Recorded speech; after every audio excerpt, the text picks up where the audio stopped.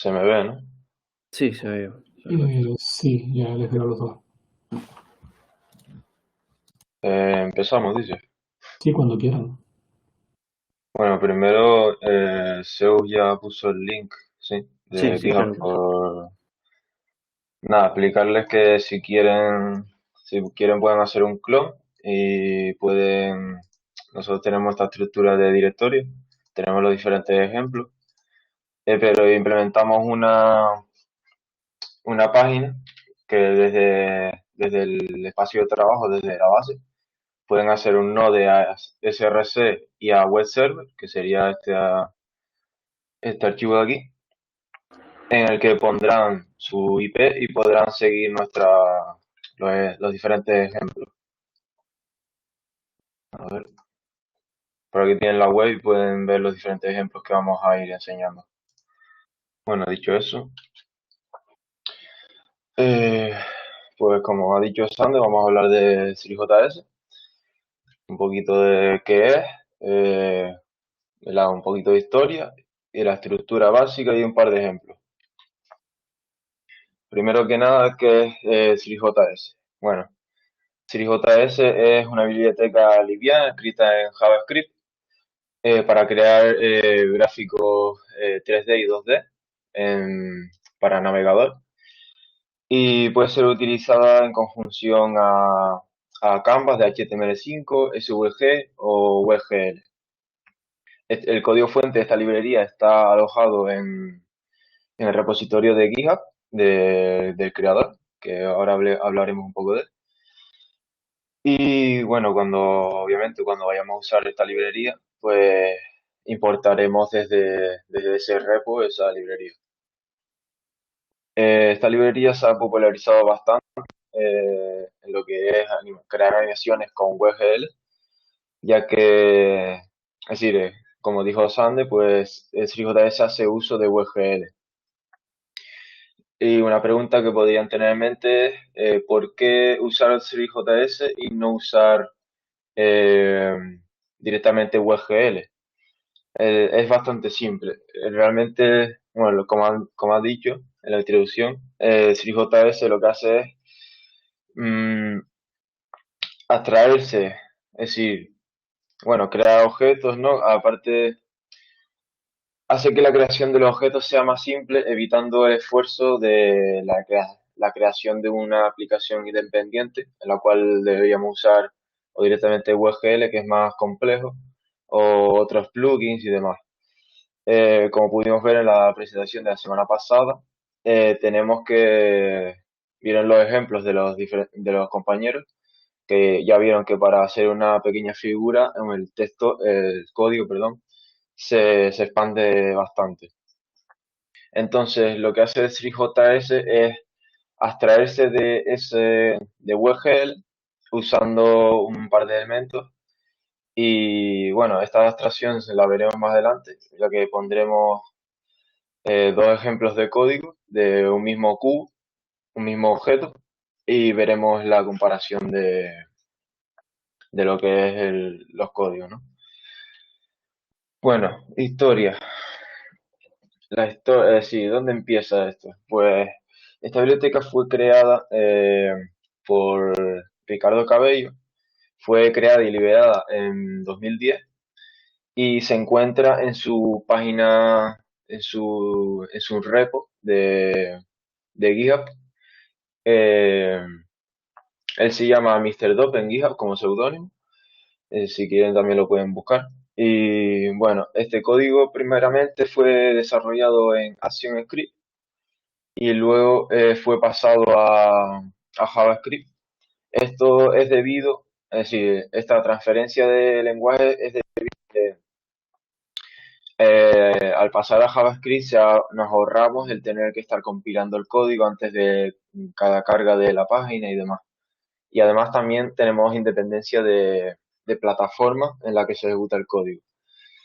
Por otro lado, Ricardo Cabello también incluye otras contribuciones de Ricardo Cabello hacia la librería, son el diseño de la API de Canvas Renderer, SVG Renderer, y también es responsable de la unión de todos estos trabajos. Una vez esta librería fue creada, pues hubo otro compañero que colaboró, que se llama Branislav Unilin, perdón, que se une también en el mismo año de la creación y que se une con la intención de que de las capacidades del renderizado de WebGL y en SwiftJS sean mejores que estas de Canvas Render que nombré y SVG Render. Aparte, sus principales contribuciones para esta librería involucran lo que son materiales, shaders, postprocesamiento, que ya hablaremos un poquito más adelante en la presentación.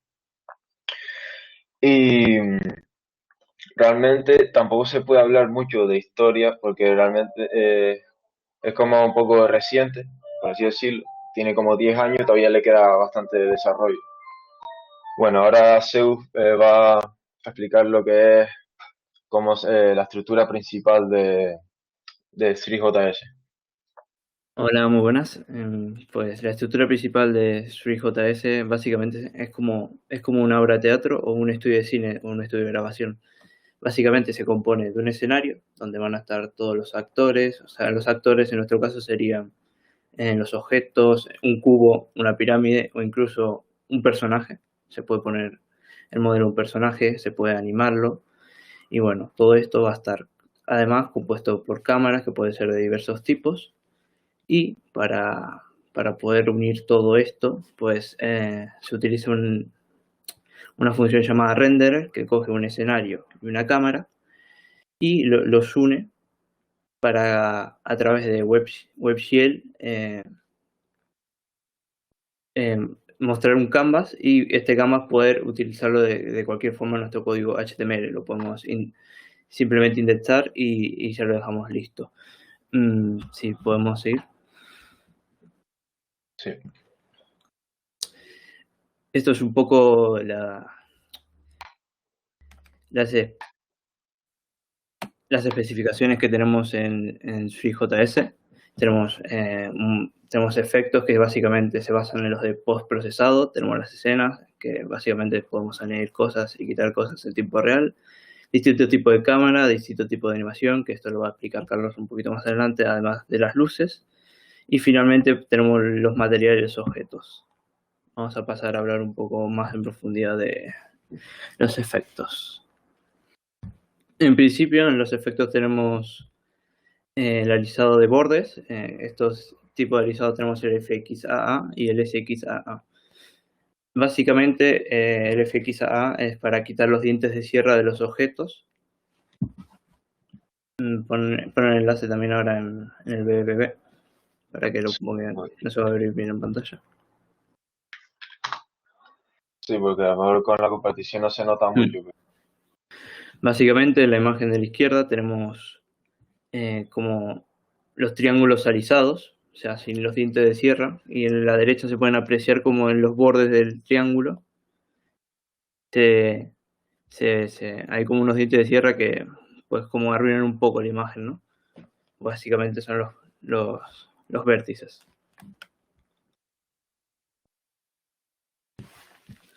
Vale, continuando un poquito con los efectos, también tenemos efectos de profundidad de campo, que básicamente es como es una cámara cuando sacamos una foto que tiene como ese difuminado en el fondo y los objetos más aquí, los objetos que están más aquí tienen como un primer plano.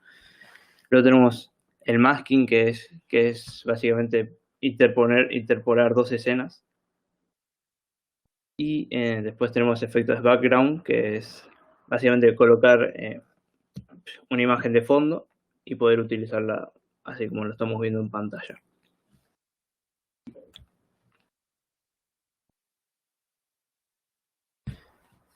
Y luego los crossfades, básicamente, en sencillas palabras, son como transiciones entre escenas, sin más. Aquí tenemos dos escenas, una de cuadrados azules y otra de círculos rojos. Y simplemente pues tenemos distintos tipos de transiciones y podemos ir cambiando entre escenas utilizando estas transiciones. Sin más, es simplemente eso. Y los demás efectos se basan sobre todo en postprocesado, en cambios de color, ajuste de color, corrección de gama, las lens flare también. Pero bueno, esto es un mundo, tenemos un montón de tipos de efectos y ahora vamos a pasar a hablar un poquito de las escenas. Las escenas básicamente son como un universo, ¿no? Es el espacio donde nosotros vamos a poner nuestros objetos, vamos a poner nuestras cámaras y ahí se va a desarrollar todo lo que nosotros queramos. Además, podemos tener distintos universos o distintas escenas con distintas disposiciones de objetos y de cámaras. Por ejemplo, en una escena tenemos un objeto, un cubo, por ejemplo, y tenemos una cámara que apunta al cubo. Pues tanto la cámara como el cubo tienen que estar en la escena. Y luego el renderizado se va a encargar de elegir una cámara, que se la pasamos nosotros por parámetro, y una escena. Y entonces el renderizado va a mostrar lo que ve esa cámara en esa escena. Por tanto, es necesario tener una cámara y una escena. Pues ahora, continuando un poquito con las cámaras, en SuriJS tenemos dos tipos de cámaras. Tenemos la cámara ortográfica y la cámara de perspectiva. Esta es básicamente la cámara de perspectiva. Lo que se encarga es de lo que es como si fuera un poco el ojo humano, ¿no? O una cámara de verdad, que los objetos de atrás se ven mucho más pequeños que los objetos que están más cerca del plano. Y esto se consigue haciendo que el primer plano de la cámara sea más pequeño que el plano final de la cámara, como se puede ver en la imagen. En la cámara ortográfica, básicamente lo que nos intenta representar es como una vista isométrica de dibujo técnico. ¿Qué hace esta vista isométrica? Mantener las escalas de los objetos. Es decir, los objetos están más lejos, no se ven mucho más pequeños que los objetos que están más cerca. ¿Y esto cómo se consigue? Pues haciendo que el primer plano de la cámara y el plano final de la cámara sean exactamente iguales, como se ve, es básicamente un cubo. Para esto tenemos en la página web tenemos el ejemplo.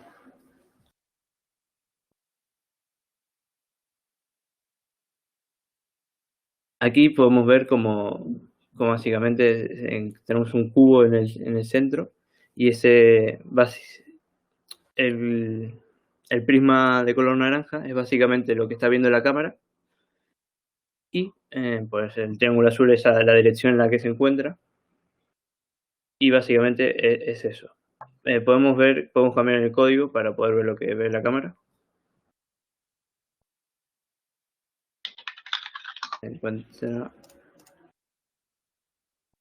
un problema aquí. Le dejo el código por ahí en el BPB. Vale. En la clase cámara simplemente pues aquí tenemos Sí, cambian esta línea. Podemos ver qué es lo que vería la cámara en esta escena y en este momento. Básicamente pues se ve como la parte de arriba del cubo, sin más, y se ve estirada porque tiene un aspecto, que esto ya lo explicamos más adelante, más distinto, ¿no? O sea, una relación de aspecto distinto. Pon la cámara de perspectiva, por favor. Cambiamos, sí. Vale, la cámara de perspectiva, básicamente, pues como expliqué antes, el plano más alejado es mucho más grande que el plano que está más cerca del punto de visión de la cámara. Y esto lo que nos da como resultado es que el objeto, la cara del cubo que está más alejada se ve mucho más pequeña que la cara del cubo que está más cerca. Ponme lo que vería la cámara.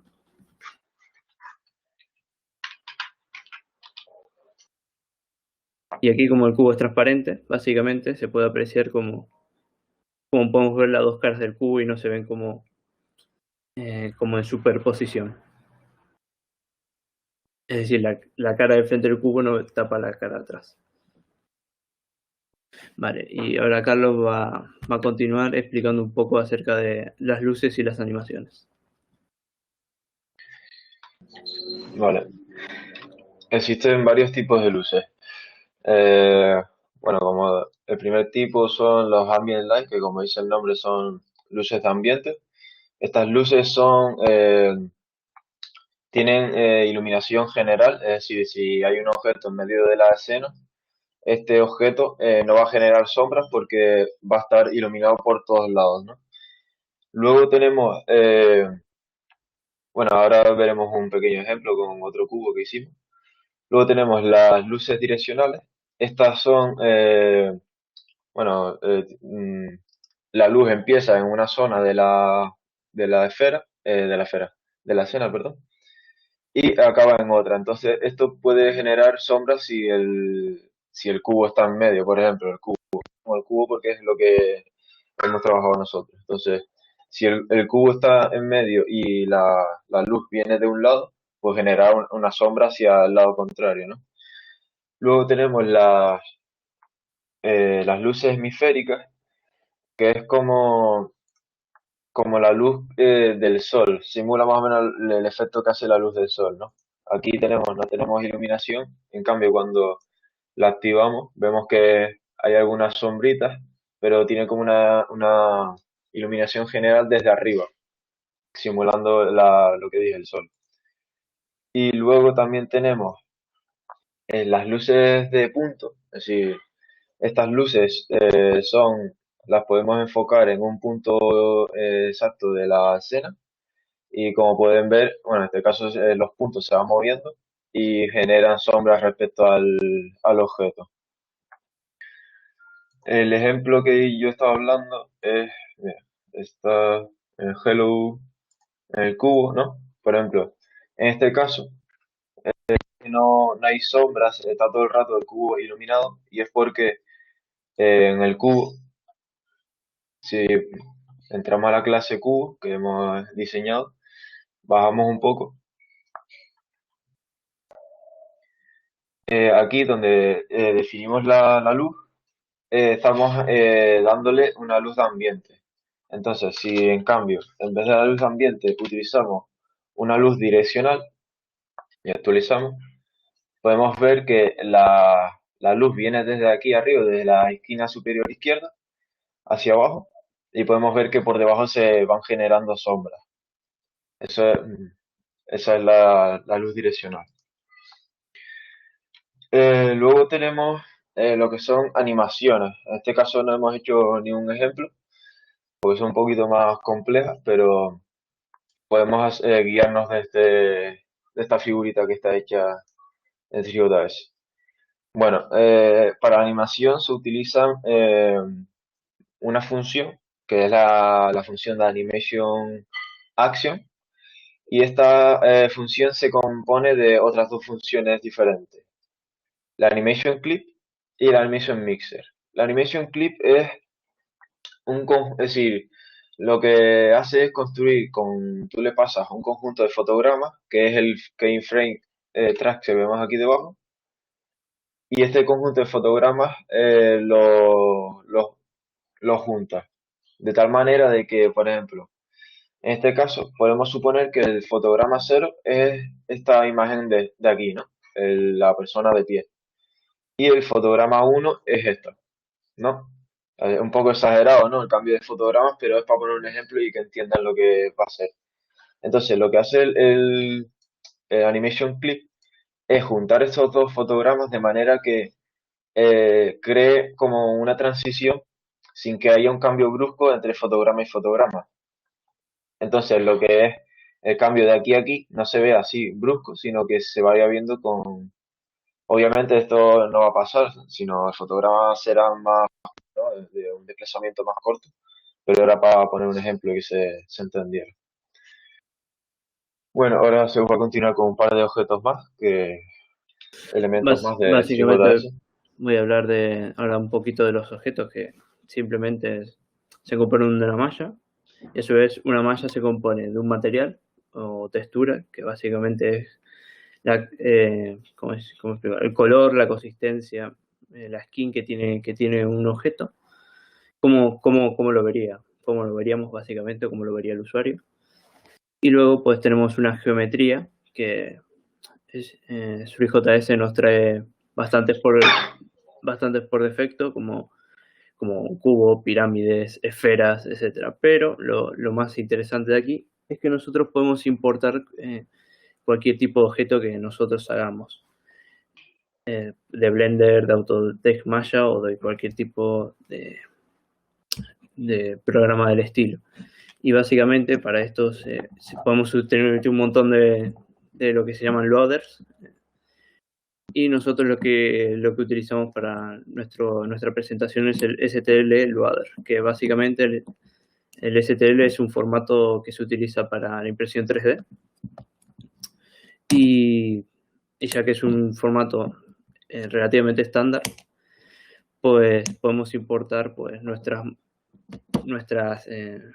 mallas o formas personalizadas, ¿no? Para esto hicimos en la página web hicimos un código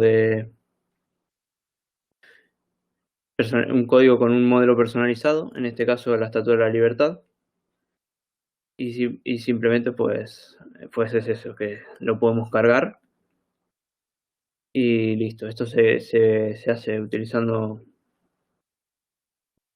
con el código. Esto se hace pues importando desde la librería de Three.js la función STL y esto a la hora de pues simplemente le pasamos el fichero y él ya lo carga directamente en el objeto y le asigna todo lo que le tenga que asignar a través del WebGL y el renderer. Aquí hacemos la carga de fichero, ¿no? Cargamos el fichero y luego le asignamos al objeto el modelo, que básicamente es el modelo tridimensional, y el Mesh Lambert Material es básicamente la textura que tiene el objeto. Luego simplemente pues lo escalamos y lo posicionamos y ya está. Y llamamos a la función que nos va a renderizar el objeto.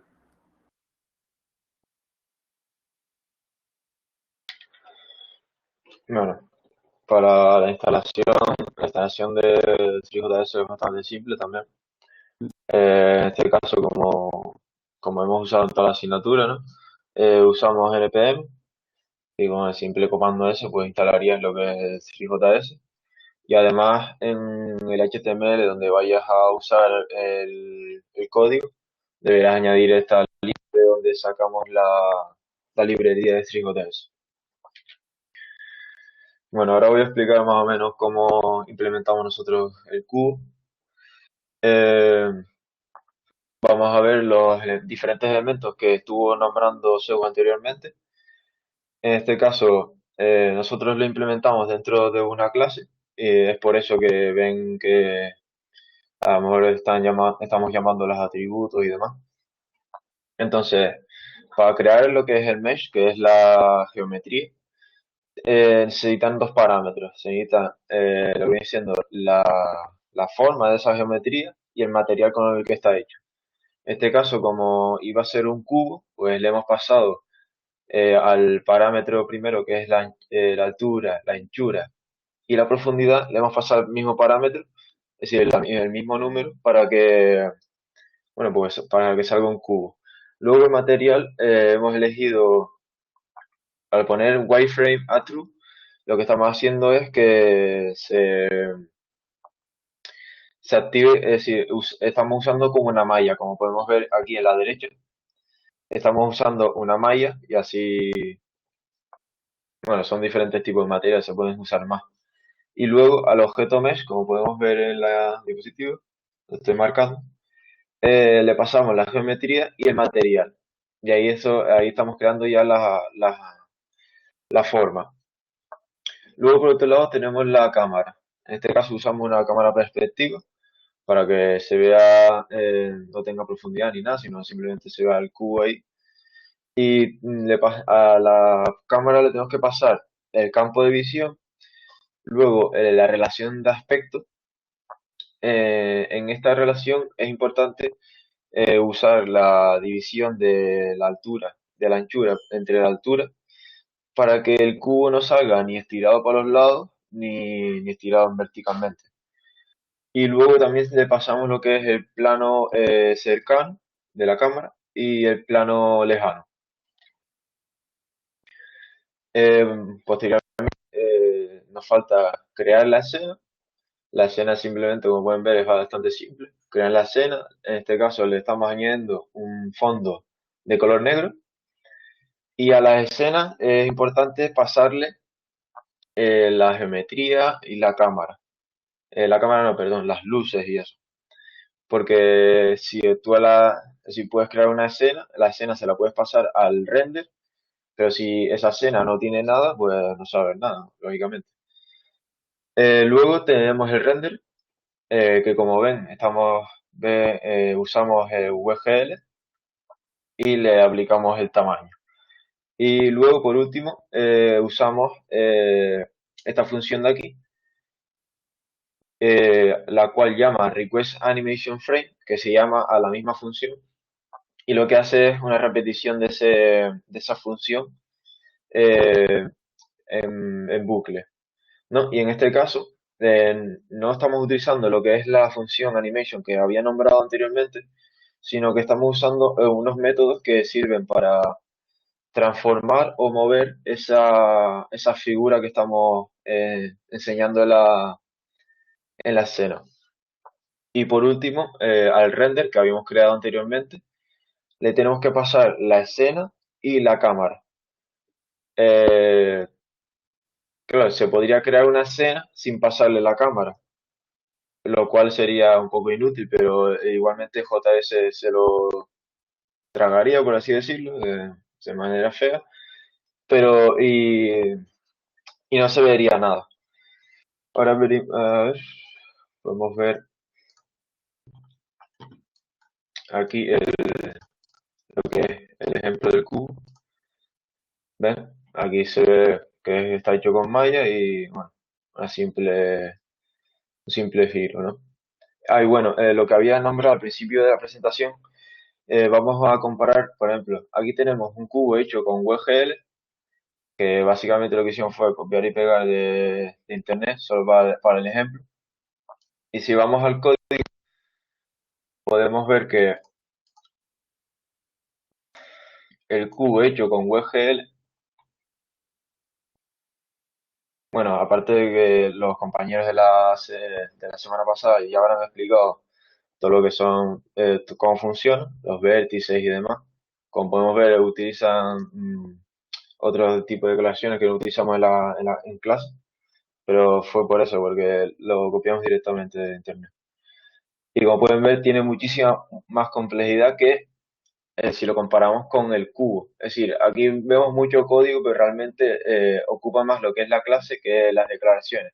Por ejemplo, aquí para crear lo que es la estructura, perdón, lo que es la geometría, tenemos este método aquí, que ya lo expliqué antes en la diapositiva, el material y lo que es la forma y mucho más. En cambio, en WGL hay que mirar vértices, mirar los colores de cada vértice y demás. Bueno, en principio esto sería todo. Ahora vamos a pasar, bueno, también hay un pequeño, no, demostración de que se pueden hacer cosas más potentes con esta librería. Tenemos un pequeño juego que, como podemos ver, tiene interacción con el ratón y el teclado y si avanzamos un poquito, pueden ver por ahí luces puntuales que van cambiando de sitio y demás. Eso es un ejemplito de qué se puede llegar a hacer. Bueno, y eh, queríamos hacer un pequeño cuestionario para resumir a ver si habían entendido. Tampoco es muy difícil, es un par de cositas, así que si se pueden ir uniendo. Pasa el enlace por aquí. Ah, sí, claro. Mm. Más fácil. Y el código sería así.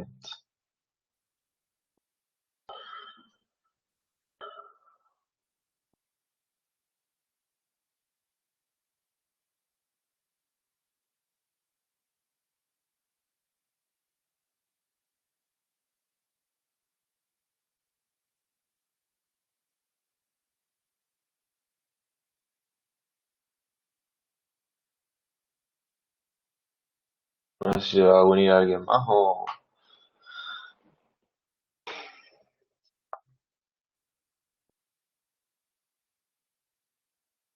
le damos o qué.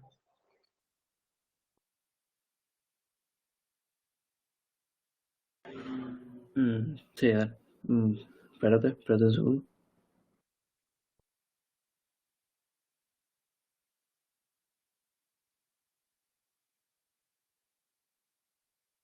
Bueno, yo creo que ya está. Vamos a iniciarla.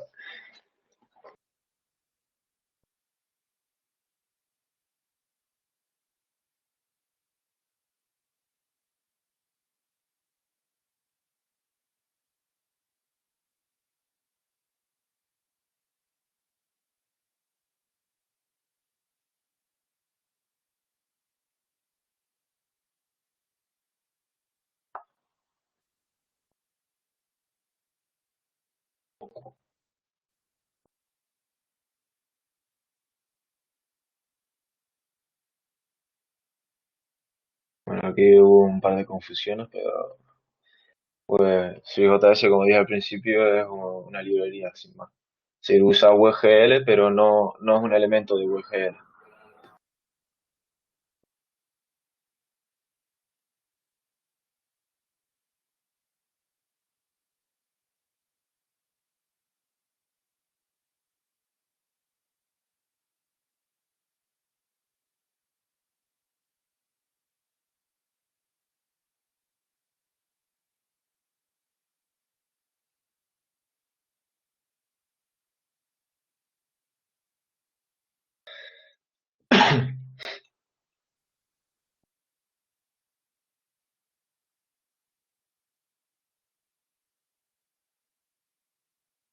Claro, al principio Vale. dije que se había desarrollado principalmente en ActionScript, pero luego pasó a JavaScript por lo del rollo de que si no teníamos que estar compilando antes de cada carga y demás.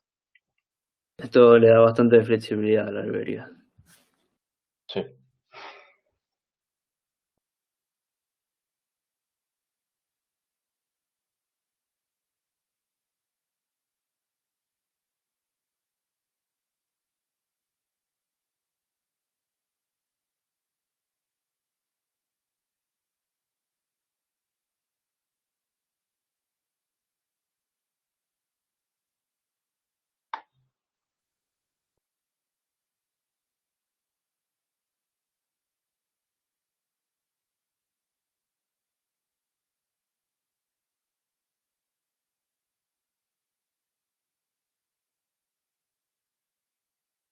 sí.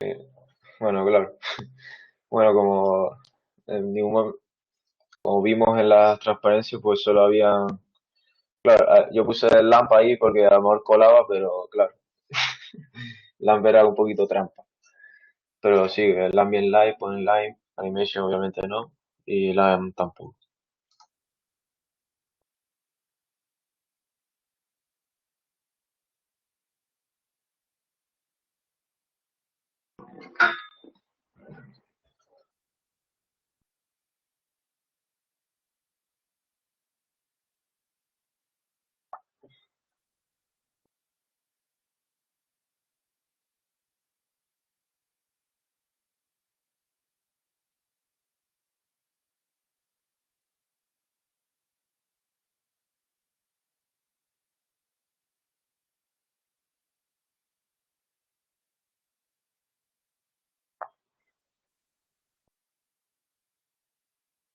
Vale, claro, era de múltiple opción, eso pero vale, en general bastante bien.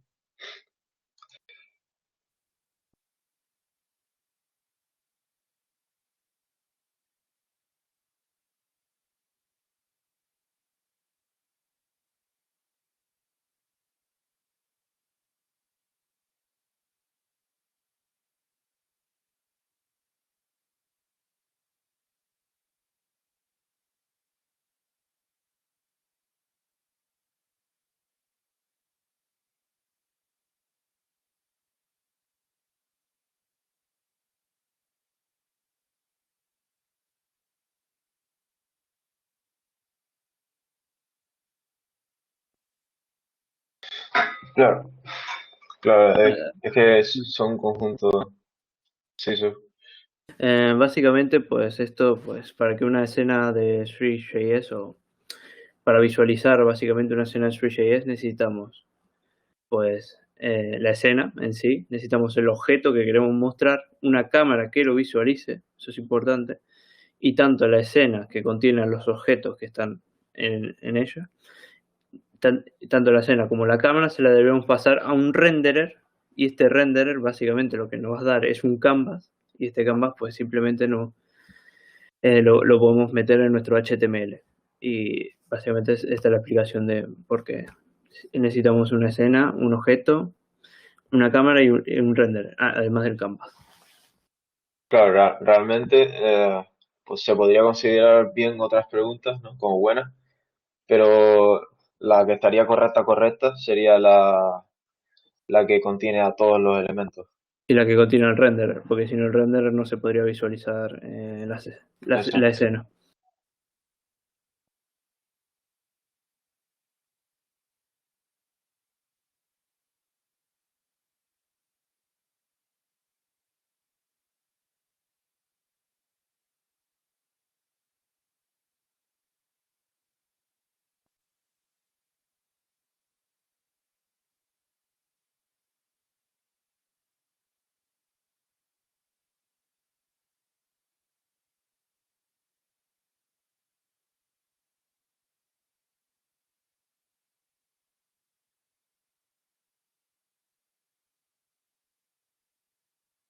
Vale, pues claro, solo hay dos tipos de cámara, que son las que explicó Zeus, Sí, la básicamente perspectiva y la ortográfica.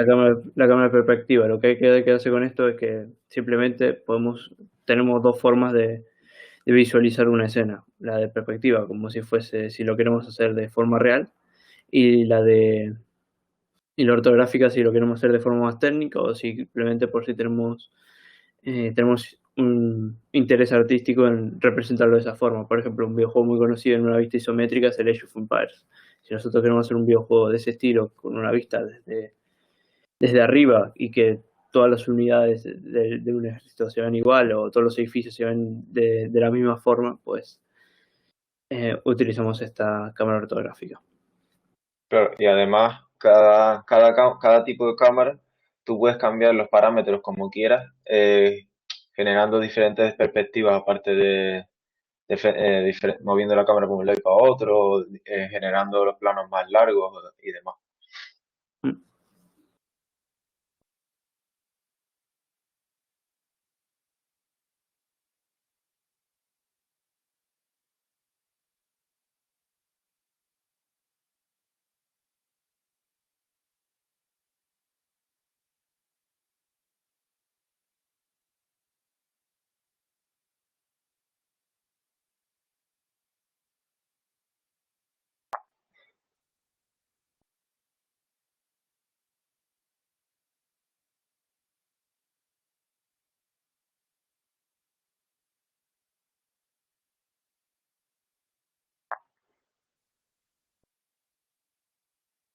Vale, sí. Como dije al final, bueno, casi al final, cuando estaba explicando cómo hicimos el cubo, nosotros para el cubo no usamos lo que es animación en sí. Es decir, la pregunta puede ser confusa, porque claro, tú dices, una animación puede ser mover o transformar algo. Pero como dije en la última, cuando estaba explicando lo del cubo, nosotros para el cubo usamos una función que lo que hace es mover ese objeto, pero no estamos usando una animación específica para ello.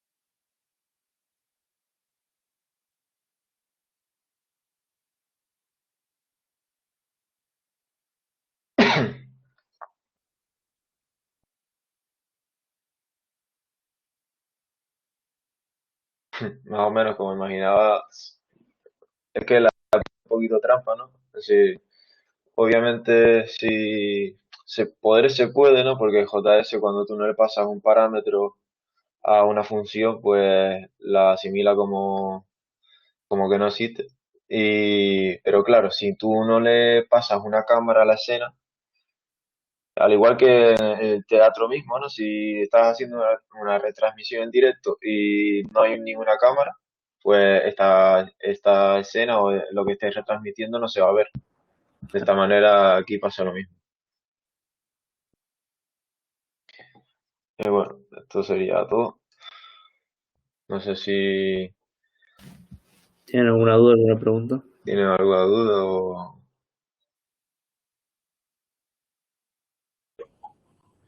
¿Tiene alguien alguna pregunta, por favor? ¿Puede alguien tomar la palabra, por favor, y confirmar que están escuchando?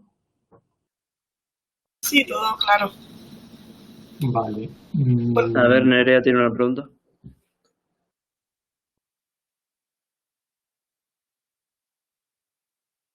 Nerea.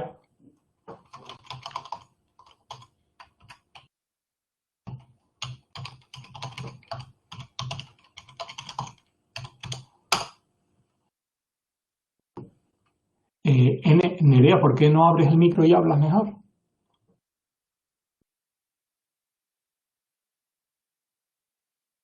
¿Se me escucha? Sí, ahora sí. Sí, Ah, vale. Es que antes no se me, cuando hice la prueba de sonido no se me escuchaba, bueno, da igual. En una diapositiva, cuando pusieron lo de que había la instalación del paquete, no sé si pueden ir a... sí.